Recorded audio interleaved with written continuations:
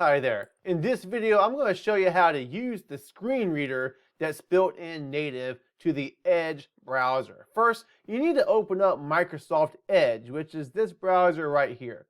And then, once you get to the course or whatever website you're looking at, up here in the URL bar, you can come over here and click these three dots. And you'll find either the Immersive Reader or the Read Aloud.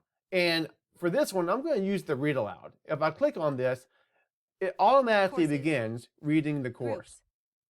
If I click to a very specific part, it's going to read starting with the overview and walk through each part of the paragraph. The diverse ways in which people, places, and environments interact and influence one another. I can pause by coming back up here next to where it says Read Aloud and clicking on the pause button. I also have other settings under voice options.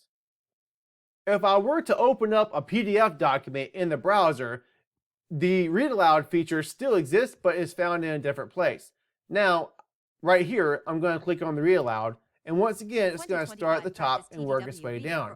If I needed it to move down to the next paragraph, I might right-click and select the next paragraph button. The Netherlands, a brilliant country. The Netherlands is a country. And you can see as I do that, it highlights and indicates the line of text and reads word for word the line that I need read for me. About 25% of the country is made up of land that has been reclaimed from the sea. Having the words read aloud at the same time as you're reading the text is actually a pretty good strategy to help you increase understanding and move along if you're not feeling attentive to the text. Hope this helps. Thank you.